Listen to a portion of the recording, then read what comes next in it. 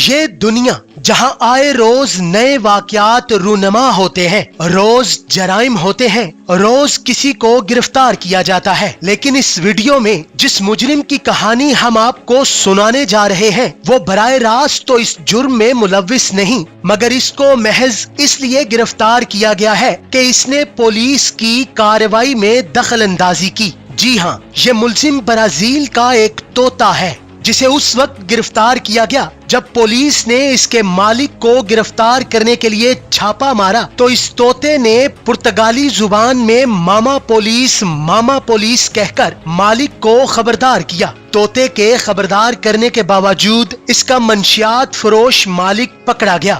بعد میں پولیس اہلکار اپنے ہاتھ پر بٹھا کے طوطے کو تھانے لے گئے۔ بعد میں طوطے سے پولیس اہلکاروں نے بات کرنے کی کوشش کی مگر طوطے نے خاموشی اختیار کیے رکھی۔